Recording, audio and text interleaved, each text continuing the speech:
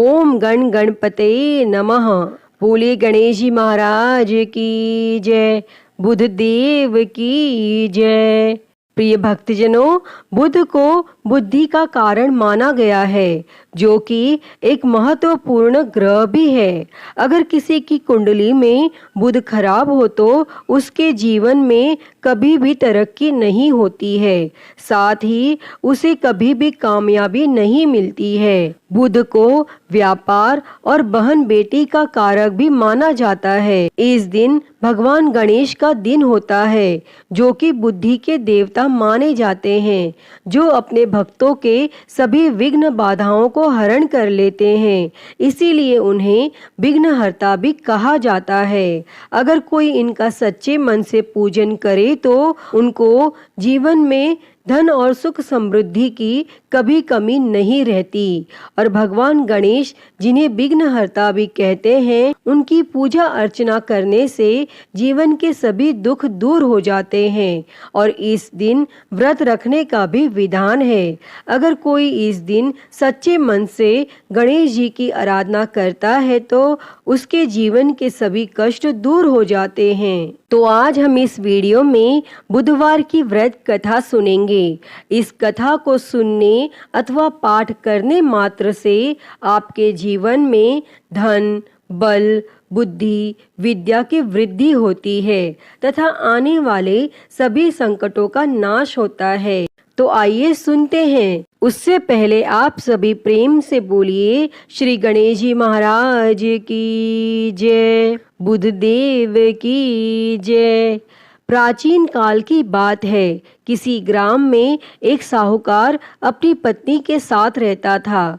पति पत्नी दोनों भगवान गणेश जी की पूजा करते थे और दिन दुखियों की मदद करने के लिए हमेशा तत्पर रहते थे। और ईश्वर की कृपा से उनके पास धन धान्य की कोई कमी नहीं थी। कमी थी तो बस एक संतान की। पति पत्नी संतान नहीं होने से दुखी रहते थे। तब गांव वाले संतान न होने की वजह से उन्हें हमेशा ताने सुनाते थे। पर साहूकार और उसकी पत्नी को ईश्वर पर पूर्ण विश्वास था। ईश्वर ने जरूर कुछ अच्छा सोच के रखा होगा हमारे लिए, ऐसा सोचा करते थे। एक बार वह पति पत्नी मंदिर में भगवान गणेश जी के दर्शन और पूजा अर्चना करने गए। और जब वे दोनों पूजा करके बाहर आए तो उन्होंने देखा कि एक बालक मंदिर की सीढ़ियों पर बैठकर रो रहा है। और उसके पास किसी को ना देखकर पति पत्नी दोनों बालक के पास गए और बालक को शांत कराया और उसके माता पिता को ढूंढने लगे। और जब उस बालक के माता पिता पति पत्नी को नहीं मिले तो वे दोनों बच्चे को मंदिर के पुजारी के पास ले गए और उन्होंने पुजारी से बोला, ये बच्चा हमें रोते हुए मंदिर के बाहर मिला है, क्या आप इसके माता पिता को जानते हैं? तब पुजारी ने कहा, नहीं। और अब पति पत्नी और पुजारी तीनों लोग बालक के माता पिता को ढूंढने लगे। काफी देर ढूंढने पर बच्चे के माता पिता नहीं मिले। तब पुजारी ने साहूकार और उसकी पत्नी को कहा, आप इस बालक को अपने घर ले जाइए। अगर इसके माता पिता इसे ढूंढते हुए आए तो मैं उन्हें लेकर आपके घर आ जाऊंगा। तब साहूकार और उसकी पत्नी बच्चे को लेकर अपने घर चले गए। काफी समय बीत गया और बालक के असली माता पिता का कोई पता नहीं चला।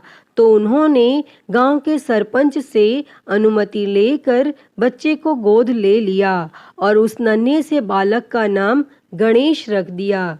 और कुछ दिन बाद गांव में एक पति पत्नी आए जो चोर थे।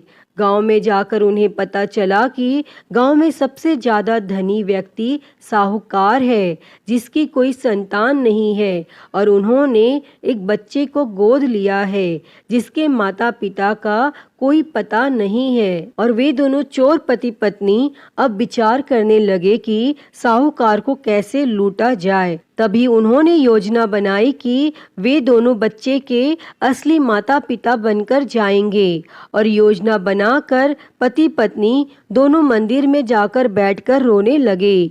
उन्हें रोता देखकर मंदिर के पुजारी आए और उनके रोने का कारण पूछने लगे। पति पत्नी ने बताया कि आज से 4 साल पहले इसी मंदिर में हमारा बच्चा खो गया था, उसे ही याद करके हम रो रहे हैं और तब से हम अपने बच्चे को अलग अलग जगह खोज रहे हैं, पर वह हमें कहीं नहीं मिला। तब पुजारी ने बोला, एक बालक है जो उन्हें 4 साल पहले मंदिर की सीढ़ियों पर मिला था, शायद वह आपका ही पुत्र हो। वह बालक गांव के साहूकार के घर पर है, आप लोग मेरे साथ चलिए, मैं आपसे आपके पुत्र को मिलवाता हूँ। और इतना कहकर पुजारी उन दोनों पति पत्नी को लेकर साहूकार के घर चल दिए और वहां जाकर पुजारी ने साहूकार को बताया कि गणेश के असली माता पिता मिल गए हैं और वह गणेश को लेने आए हैं। और यह सुनते ही साहूकार और उसकी पत्नी दोनों बहुत दुखी हुए, लेकिन वे दोनों गणेश को उसके असली माता पिता को सौंपने के लिए तैयार हो गए। और शाम का वक्त था। साहूकार ने उन दोनों पति पत्नी से बोला, आप लोग आज विश्राम करें और कल प्रातः काल होते ही निकल जाइएगा।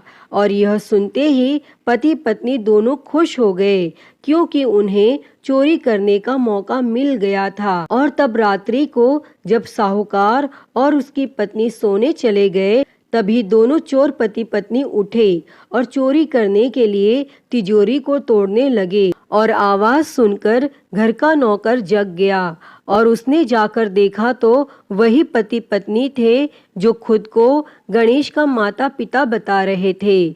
तब नौकर ने कमरे का दरवाजा बाहर से बंद कर दिया और तेजी से मालिक को बुलाने लगा।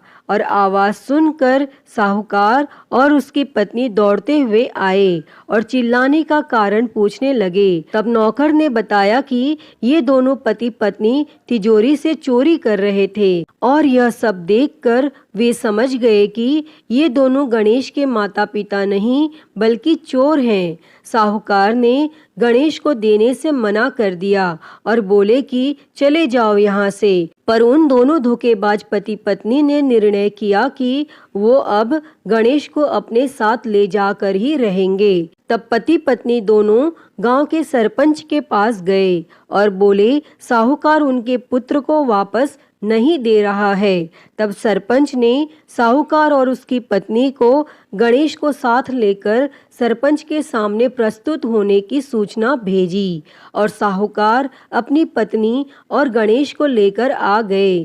तब सरपंच ने भी फैसला किया कि साहूकार की पत्नी तथा दूसरी औरत जो गणेश को अपना पुत्र बोल रही थी, उन्हें सूर्य देवता के सामने अपना आंचल फैला के खड़े हो जाना है और जिसके भी आंचल से गणेश के मुंह में दूध जाएगा, गणेश उसका पुत्र कहलाएगा। तब दोनों औरतें अपना आंचल सूर्य देवता के सामने फैला के खड़ी हो गई और प्रार्थना करने लगी। तब भगवान गणेश जी के आशीर्वाद से साहूकार की पत्नी के आंचल से दूध की धारा गणेश के मुंह में आ गई और यह देखकर साहूकार और उसकी पत्नी बहुत खुश हुए और सरपंच ने गणेश को साहूकार को सौंप दिया और वहां खड़े सभी लोग भगवान गणेश जी की जय जयकार करने लगे। अतः हे गणेश भगवान जी, जैसी कृपा आपने साहूकार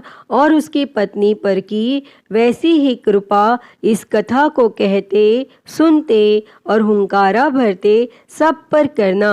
तो सभी प्रेम से बोलिए, गणेश जी महाराज की जय, गणपति बाप्पा मोरया। तो आइए सुनते हैं बुधवार व्रत की एक और कथा। उससे पहले आप सभी प्रेम से बोलिए, श्री गणेश जी महाराज की जय, बुध देव की जय। प्राचीन काल की बात है। समतापुर नगर में मधुसूदन नामक एक व्यक्ति रहता था।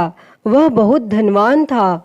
मधुसूदन का विवाह बलरामपुर नगर की एक सुंदर लड़की संगीता के साथ हुआ था। एक बार मधुसूदन अपनी पत्नी को लेने बुधवार के दिन बलरामपुर गया और मधुसूदन ने पत्नी के माता पिता से संगीता को विदा कराने के लिए कहा, परंतु माता पिता बोले, बेटा आज बुधवार है, बुधवार को किसी भी शुभ कार्य के लिए यात्रा नहीं करते।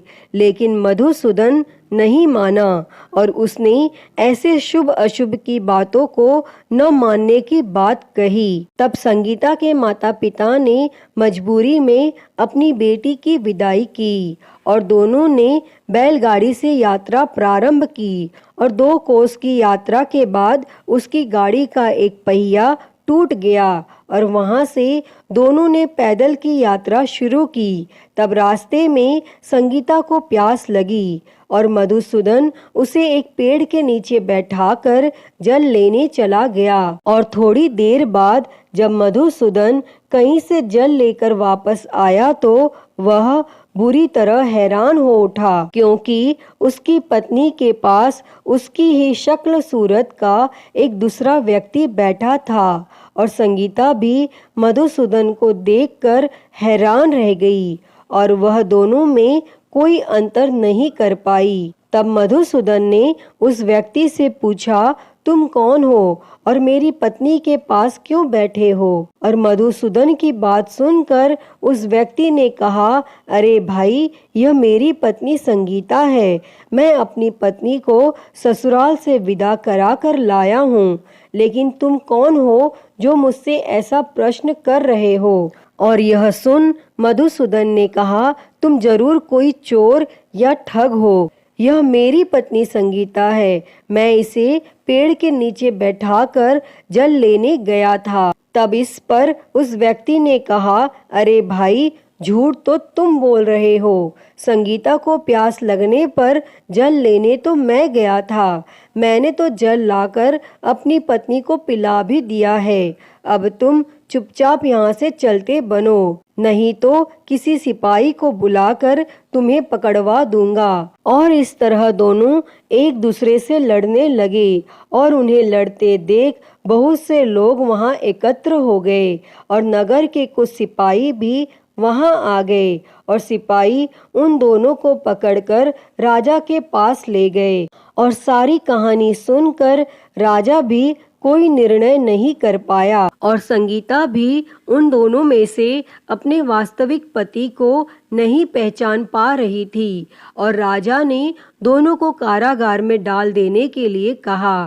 तब राजा के फैसले पर असली मधुसूदन भयभीत हो उठा। तभी आकाशवाणी हुई, मधुसूदन, तूने संगीता के माता पिता की बात नहीं मानी और बुधवार के दिन अपने ससुराल से प्रस्थान किया और यह सब भगवान बुद्धदेव के प्रकोप से हो रहा है।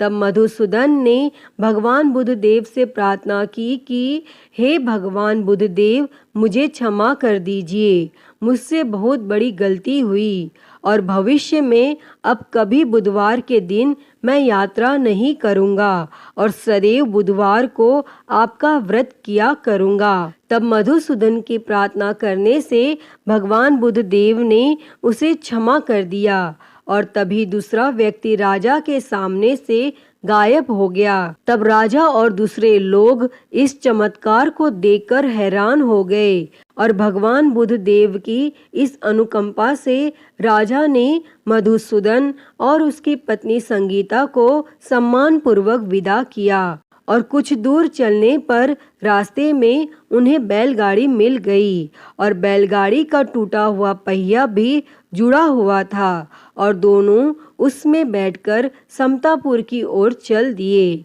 तब मधुसूदन और उसकी पत्नी संगीता दोनों बुधवार को व्रत करते हुए आनंद पूर्वक जीवन यापन करने लगे और इस तरह भगवान बुद्धदेव की कृपा से उनके यहाँ खुशियाँ बरसने लगी और जो भी स्त्री पुरुष विधिवत बुधवार का व्रत करके व्रत कथा सुनते हैं, भगवान बुद्धदेव उनके सभी कष्ट दूर करते हैं। अतः हे भगवान बुद्धदेव जी, इस कथा को कहते, सुनते और हुंकारा भरते सब पर अपनी कृपा बनाए रखना, सभी के कष्टों को दूर करना। तो सभी प्रेम से बोलिए भगवान बुद्धदेव की जय, गणेश जी महाराज की जय, गणपति बाप्पा मोरया।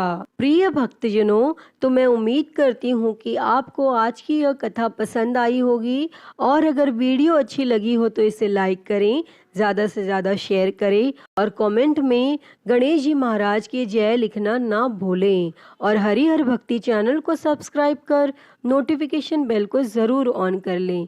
हर हर महादेव। धन्यवाद।